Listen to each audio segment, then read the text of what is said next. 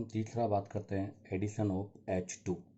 Addition of H2 में first example जो मैंने लिया है, मुझे 4 कंपाउंड लिख रहा हूँ मैं, इनकी रिएक्टिविटी का ऑर्डर बताना है। ये फर्स्ट है,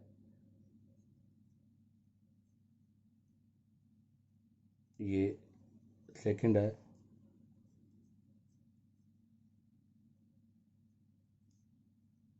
ये थर्ड है,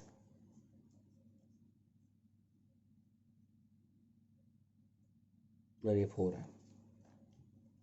तो हमें पता है कि EAR की रिएक्टिविटी, तो EAR की रिएक्टिविटी हमेशा directly proportional to stability of carbocation.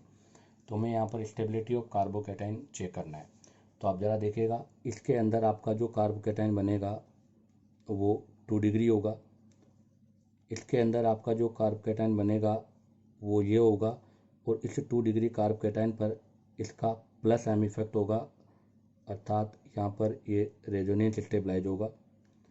तीसरे में भी आपका जो कार्बोकैटाइन बनेगा वो ये होगा, यहाँ भी रेजोनेंस की कंडीशन है, बट क्लोरीन के केस में अगर हम बात करें तो इसका माइनस का इफेक्ट मोर डोमिनेंट होता है प्लस एम पर। और अगर हम फोर्थ में बात करें तो फोर्थ में भी आपका जो पॉजिटिव चार्ज होगा वो यहाँ पर होगा। इस वाले में रेजोनेंस तो नहीं होगा, लेकिन हाइपर कॉन्जुगेशन अप्लाई होगा। तो हम यहाँ पर हाइपर कॉन्जुगेशन लगाएंगे, और हाइपर कॉन्जुगेशन के अकॉर्डिंग आप देखिएगा ये 3 डिग्री कार्बोकैटाइन है, जिसके पास 3 2 2 4 3 7 अल्फा हाइड्रोजन है। तो अगर हम स्टेबिलिटी ऑफ कार्बोकैटाइन की बात करें तो उस कार्बोकैटाइन की स्टेबिलिटी सबसे ज़्यादा होगी जिसके पास सबसे पहले, उस कार्बोकैटाइन की स्टेबिलिटी हम सबसे ज़्यादा कंसिडर करते हैं जिसके पास प्लस एम इफेक्ट हो। उसके बाद में उसको हम कंसिडर करेंगे जिसके पास प्लस एम इफेक्ट नहीं हो।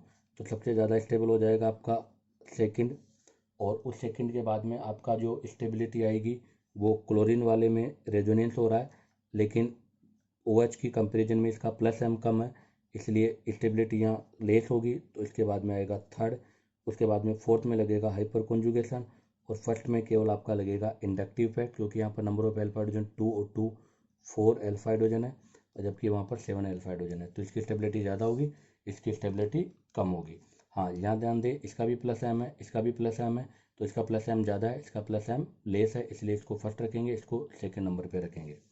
अब आता है आपका एग्जाम्पल नंबर 2। एग्जाम्पल नंबर 2 के अंदर भी आपको EAR की रिएक्टिविटी ऑर्डर बताना है। पहला एग्जाम्पल लिया है मैंने CH3CH प्रोपाइन, दूसरा हमने लिया है CH2 double bond CH2 ethene, और तीसरा एग्जाम्पल लिया हमने बेंजीन रिंग के साथ, और चौथा एग्जाम्पल भी हमने इसी के सिमिलर लिया है, बस एक पाई बॉन्ड की पोजीशन को हमने चेंज कर दिया। तो आप ज़रा देखो, सबसे ज़्यादा जो स्टेबिलिटी होगी वो थर्ड वाले की होगी, क्योंकि थर्ड वाले के अंदर जो आपका इंटरमीडिएट, क्योंकि यहाँ पर भी हम इंटरमीडिएट कार्बोकैटाइन की स्टेबिलिटी चेक करेंगे, तो आपका ये इंटरमीडिएट होगा जो कि बेंजाइलिक कार्बोकैटाइन है, जो कि सबसे ज़्यादा स्टेबल होगा। तो ये आपका सबसे ज़्यादा मोर स्टेबल कार्बोकैटाइन है। उसके बाद में आप ज़रा देखो फोर्थ के अंदर जो है, हालांकि फर्स्ट टाइम पे आपका जो कार्बोकैटाइन होगा वो स्टेबल तो नहीं होगा, लेकिन यहाँ पर 1,2 हाइड्राइड शिफ्ट होने के बाद, जैसे हम यहाँ पर ये 1,2 हाइड्राइड शिफ्ट कर देंगे, तो जैसे 1,2 हाइड्राइड शिफ्ट होगा, शिफ्ट होने के बाद पॉजिटिव चार्ज यहाँ पर आ जाएगा, और पॉजिटिव चार्ज यहाँ पर आने की वजह से ये भी सिमिलर टू बेंजाइलिक हो जाएगा, इसलिए ये भी आपका मोर स्टेबल हो जाएगा। तो इसका मतलब सबसे ज़्यादा जो स्टेबिलिटी हो गई वो थर्ड की, और थर्ड के बाद में फोर्थ की। और अब इधर है एल्कीन और एल्काइन, और हमें पता है एल्कीन और एल्काइन में कंपेरिजन करने के लिए हमें चेक करना पड़ेगा EAR की रिएक्टिविटी। तो आप ज़रा देखो, यहाँ पर आपके पास जो कैटाइन बनेगा CH3CH डबल बॉन्ड, तो यहाँ पर आपके पास जो कैटाइन बनेगा वो ये होगा, जो कि फिनाइल कैटाइन है, जो कि आपका विनाइल कैटाइन है। और जबकि यहाँ पर अगर हम देखते हैं तो CH3CH2 प्लस एल्किल कैटाइन बनेगा। अब हमें पता है कि स्टेबिलिटी विनाइल कैटाइन और एल्किल कैटाइन में से एल्किल कैटायन की स्टेबिलिटी ज़्यादा होती है, तो इसका मतलब इसकी रिएक्टिविटी ज़्यादा होगी। तो यहाँ रिएक्टिविटी का ऑर्डर होगा पहले थर्ड, उसके बाद में फोर्थ, फोर्थ के बाद में सेकंड, और सेकंड के बाद में फर्स्ट होगा। इसी के सिमिलर एक क्वेश्चन है, question number third. Question number third के अंदर भी आपको रिएक्टिविटी का ऑर्डर बताना है कि इनमें से कौन ज़्यादा रिएक्टिव होगा और कौन लेस रिएक्टिव होगा। तो ज़रा देखिएगा एग्जाम्पल। तो देखिए इस एग्जाम्पल में हम सबसे पहले यहाँ कैटायन बनाते हैं। तो यहाँ पर जो कैटायन बनेगा उस कैटायन पर इस कीटोन का यहाँ पर माइनस आई इफेक्ट लगेगा। दूसरे वाले में हम कैटायन बनाते हैं तो आपके पास दूसरे वाले में ये कैटायन बनेगा जिस पर ऑक्सीजन के द्वारा डायरेक्ट रेजोनेंस होगा, तो यहाँ पर रेजोनेंस हो रहा है। तीसरा हम बनाते हैं तो तीसरे में भी सिमिलर प्रोसेस होगा। यहाँ पर क्लोरीन लगा हुआ है तो यहाँ पॉजिटिव चार्ज आ जाएगा। यहाँ भी क्लोरीन का प्लस एम ऑब्जर्व होगा, लेकिन हमें पता है कि यहाँ इनका माइनस आई प्लस एम पर मोर डोमिनेंट होता है। और चौथे में जो आपका कैटायन बनेगा वो कैटायन जो बनेगा आपका उसमें यहाँ पर आपका पॉजिटिव चार्ज होगा। अब आप ज़रा देखो,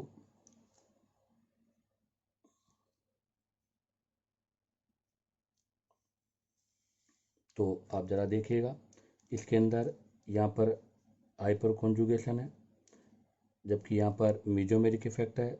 यहाँ पर भी आपका रेजोनेंस अर्थात प्लस एम लग रहा है। तो अगर हम स्टेबिलिटी की बात करें तो जैसे ये ए है, ये बी है, ये सी है, ये डी है, तो सबसे ज़्यादा स्टेबल बी, फिर आपका सी, फिर डी और फिर आपका ए। तो इनकी स्टेबिलिटी का ऑर्डर ये हो जाएगा।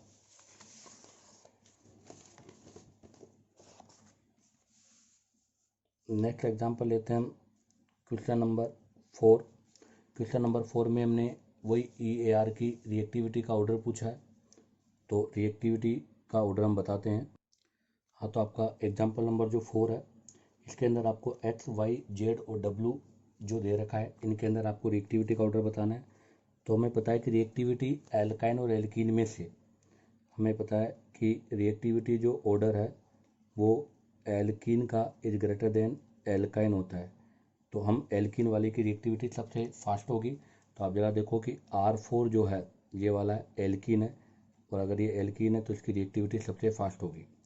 अब उसके बाद में आपके पास जो बचे हुए हैं वो 2 एल्काइन है और 1 एल्कीन है। तो आप ज़रा देखो, जब फर्स्ट में आप जब यहाँ रिएक्शन कराओगे तो आपके पास यहाँ जो X बनेगा वो X आपकी एल्कीन बनेगा, CH3 CH double bond C और CH3 और आपके यहाँ लग जाएगा Br।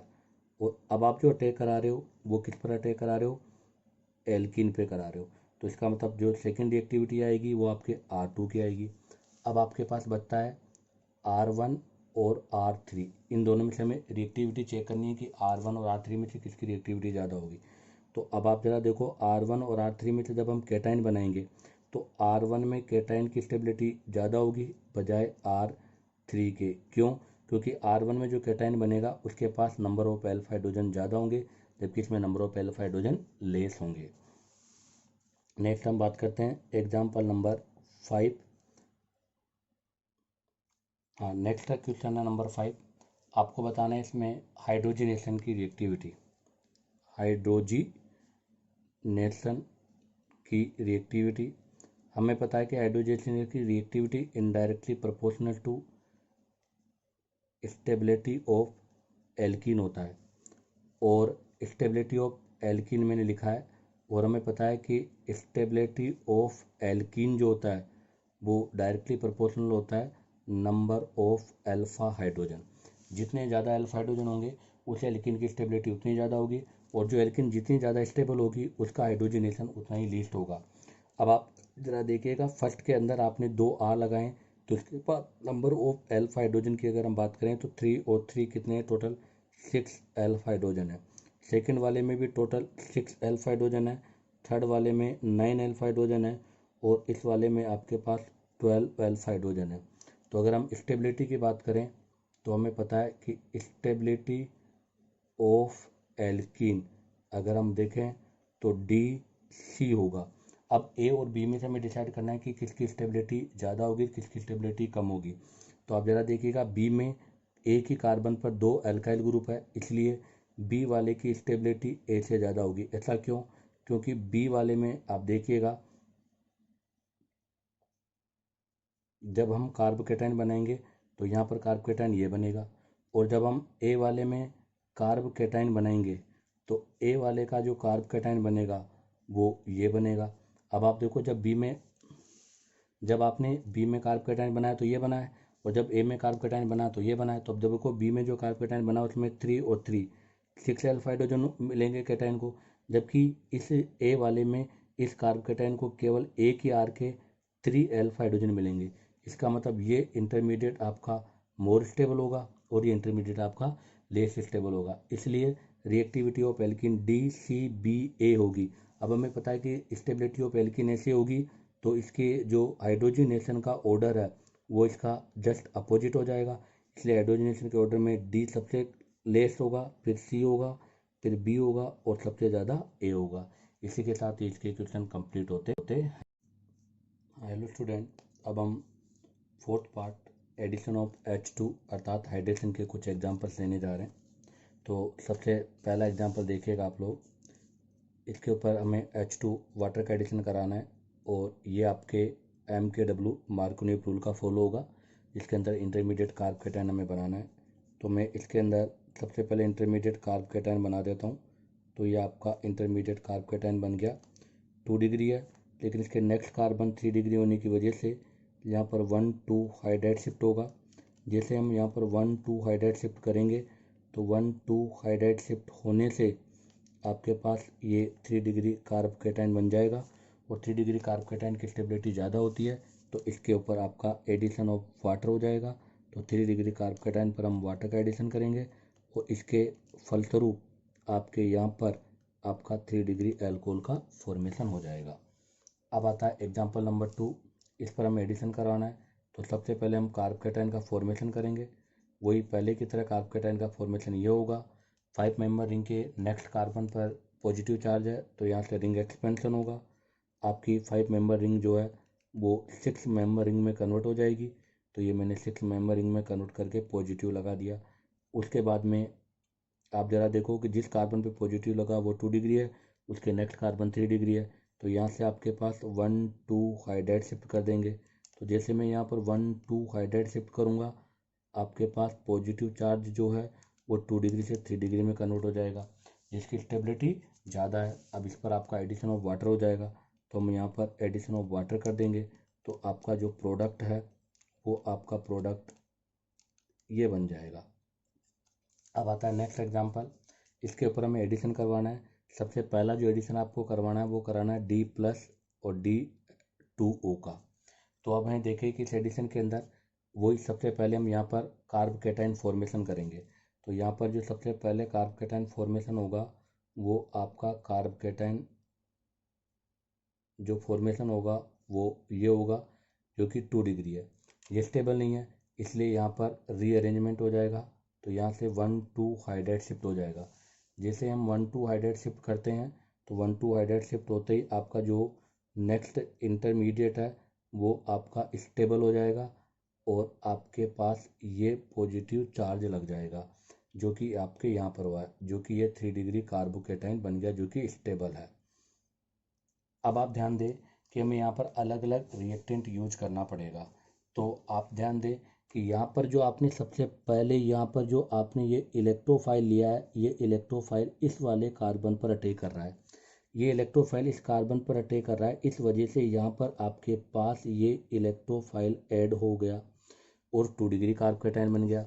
इस 2 डिग्री कार्बोकेटाइन के अंदर 1,2 हाइड्राइड शिफ्ट हुआ है। 1,2 हाइड्राइड शिफ्ट होने की वजह से ये यहाँ पर चला गया और आपका यहाँ पर केटाइन बन गया, और इसी केटाइन पर अब आपका जो भी न्यूक्लियोफाइल है वो न्यूक्लियोफाइल ऐड होगा। तो मैं इस कार्बन के ऊपर आपका जो न्यूक्लियोफाइल है उसे ऐड कर दूंगा, इससे आपका प्रोडक्ट बन जाएगा।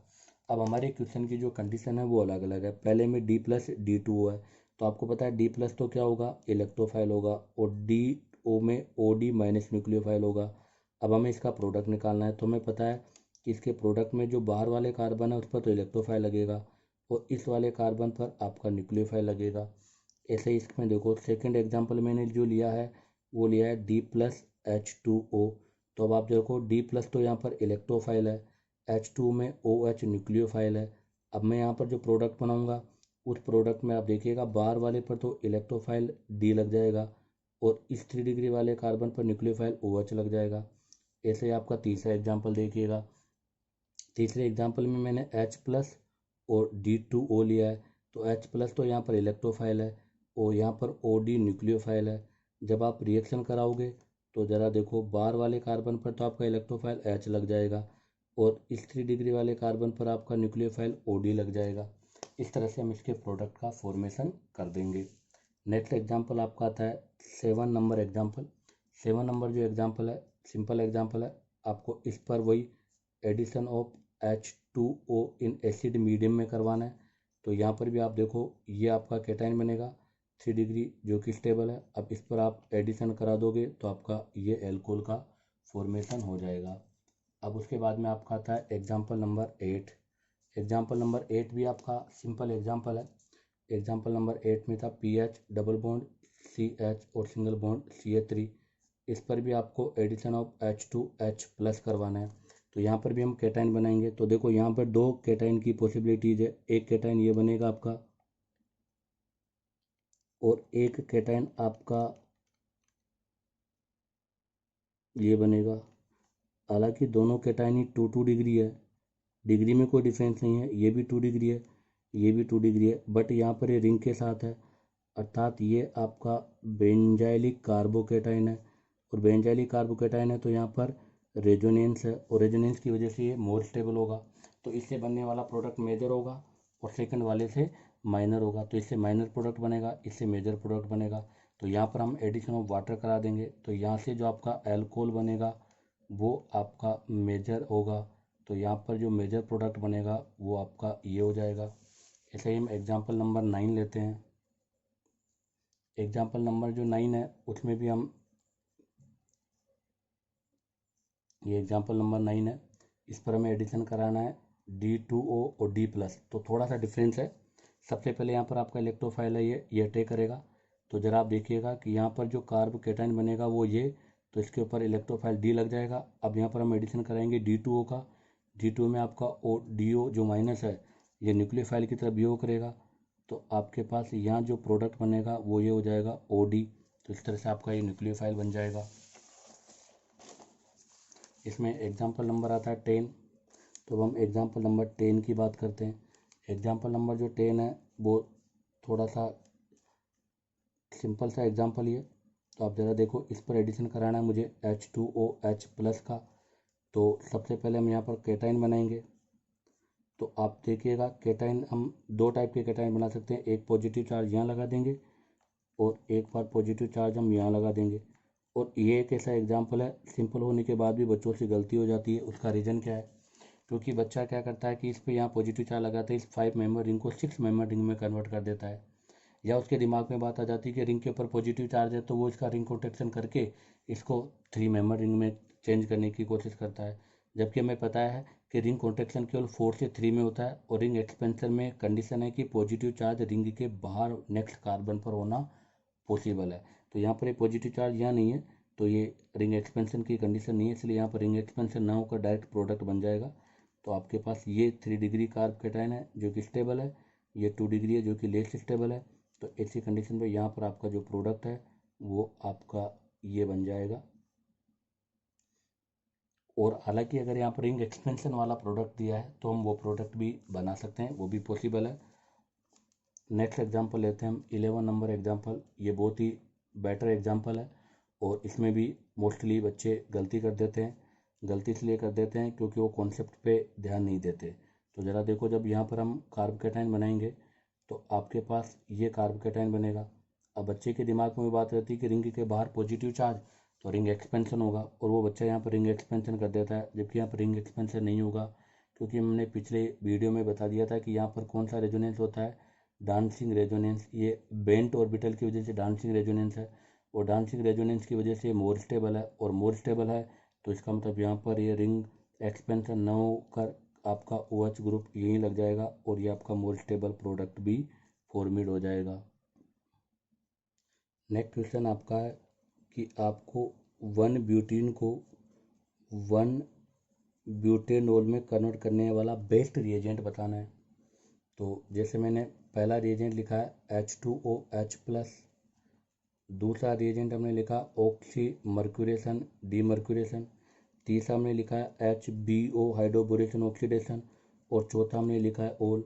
तो हमें पता है कि पहले में तो MKW मार्कोनियो प्रूफ लगेगा, सेकंड में भी मार्कोनियो प्रूफ लगेगा, तीसरे में आपका एंटी मार्कोनियो प्रूफ लगेगा और एंटी मार्कोनियो प्रूफ के द्वारा ही हम 1 ब्यूटीन से 1 ब्यूटेनॉल का फॉर्मेशन कर सकते हैं। तो इसका बेटर आंसर होगा HBO, जिसके अंदर हम रिएजेंट यूज करते हैं BH3 THF H2O2 in presence of base medium.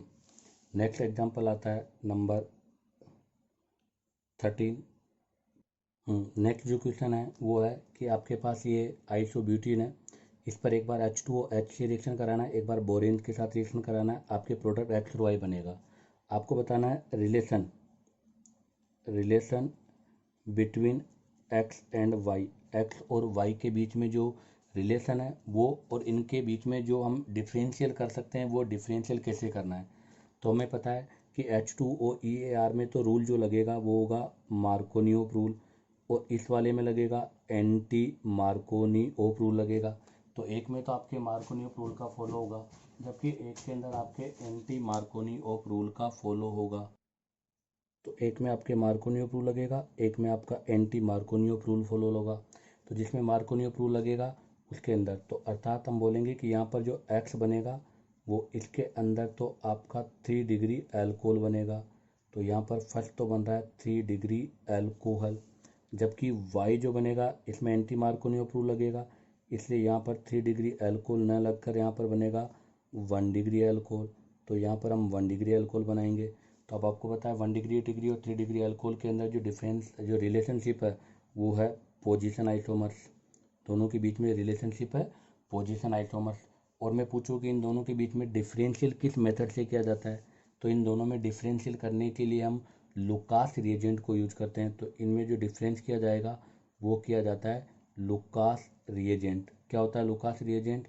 ZnCl2 plus concerted HCl, इन दोनों को साथ रिएक्शन कराते हैं तो 3D जो अल्कोहल है उसमें टर्बिडिटी इमीडिएट प्राप्त होती है, जबकि 1 डिग्री अल्कोहल में जो आपकी टर्बिडिटी है वो after an half an hour के बाद ऑब्टेन होती है। अब हम लेते हैं नेक्स्ट एग्जांपल।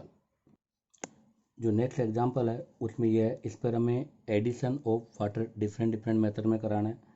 तो मैं एक बार इसको यहाँ से शिफ्ट करा के कार्बोकेटाइन बना लेता हूँ।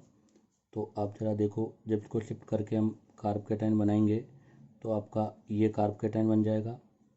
अब इसमें रीअरेंजमेंट करा देता हूँ तो 1,2 हाइड्राइड शिफ्ट हो जाएगा, और जब इसमें 1,2 हाइड्राइड शिफ्ट हो जाएगा तो आपका ये 2 डिग्री जो कार्बोकेटाइन है वो 3 डिग्री कार्बोकेटाइन में कन्वर्ट हो जाएगा। अब हमें यहाँ पर एडिशन ऑफ वाटर करवाना है और अलग अलग कंडीशन है। अब जैसे सबसे पहले मैं इसमें ले रहा हूँ कि मेरे से इस पर एडिशन करवाना है H2O के साथ, H2O और H+ के साथ एडिशन करवाना है। तो H2 + HO के साथ एडिशन करेगा तो वो थर्ड वाले पे एडिशन करेगा। दूसरा मुझे करवाना है ऑक्सी मर्क्यूरेशन डीमर्क्यूरेशन के साथ, अर्थात HgOAc होल ट्वाइज 2 H2O और NaBH4OH- के साथ। तो हमें पता है कि यहाँ पर साइक्लिक रिंग फॉर्मेशन होता है, इसलिए यहाँ पर रिंग रीअरेंजमेंट नहीं होगा। इसलिए यहाँ पर जो भी आपका न्यूक्लियोफाइल होगा वो आपके 2 डिग्री कार्बोकेटाइन पे लगेगा। और अब मुझे करवाना है तीसरा जो है वो करवाना है हाइड्रोबोरेशन ऑक्सीडेशन, अर्थात BH3THF के साथ और H2O2OH- बेस के साथ वाटर का एडिशन। हमें पता है कि यहाँ पर मार्कोनी नहीं एंटी मार्कोनियो प्रूल लगता है, और एंटी मार्कोनियो प्रूल लगने की वजह से यहाँ इंटरमीडिएट केटाइन भी नहीं होता, इसलिए यहाँ पर आपका जो एल्कोहल वाला ग्रुप है वो बाहर वाले कार्बन पर लगता है, इसलिए आपका प्रोडक्ट यहाँ पर ये फॉर्मेट होगा। हाँ, इसी से रिलेटेड हम एक एग्जांपल करते हैं। इस पर मुझे एडिशन कराना है BH3 in presence of THF। तो हमें पता है कि जब इस पर हम एडिशन कराएंगे तो यहाँ पर सिन एडिशन होगा, जिसके फलस्वरूप इस पर H और इस पर आपका BH2 ग्रुप जुड़ जाएगा।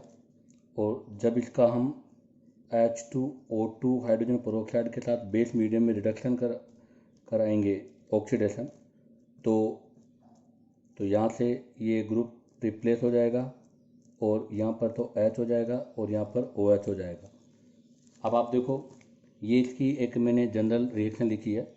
अब इससे रिलेटेड मैं कुछ एग्जांपल्स करा रहा हूँ। तो पहला एग्जांपल जो मैं करा रहा हूँ वो करा रहा हूँ BD3 THF के साथ, और इसमें हम ले रहे हैं H2O2OH माइनस। तो इसमें तो आपका प्रोडक्ट सिमिलर होगा जो भी अपने ऊपर बनाया है, तो इसमें तो आपका जो प्रोडक्ट बन जाएगा वो आपका ये प्रोडक्ट हो जाएगा। और अब इस पर हम दूसरा जो एडिशन कराने जा रहे हैं, अब वो दूसरा एडिशन कराएंगे हम BH3THF, और इसके साथ में जो यूज करने जा रहे हैं हम, सॉरी यहाँ पर BD यूज किया है तो यहाँ पर आपका D यूज होगा, यहाँ पर आपका D यूज होगा। और नेक्स्ट में हमने BH3THF के साथ रिएक्शन करा के अब एसिटिक एसिड लिया है। तो रिएक्शन के अकॉर्डिंग अगर हम देखेंगे तो CH2, तो आपका बोरोन में से इस पर H लगेगा, इस पर बोरोन का BH2 लगेगा, और जब इस पर एसिटिक एसिड के साथ रिएक्शन कराओगे तो ये H के द्वारा BH2, तो यहाँ से जो आपका H है प्लस वाला ये इसको रिप्लेस कर देगा। तो यहाँ पर आपका जो प्रोडक्ट ऑब्टेन होगा वो ये होगा। ऐसा ही एक और एग्जांपल ले रहे हैं इसके अंदर हम। नेक्स्ट जो एग्जांपल लिया है उसके अंदर हमने आपकी बार जो लिया है उसके अंदर हमने लिया है BD3.THF, और BD3.THF के साथ जो लिया है वो लिया है CH3COD।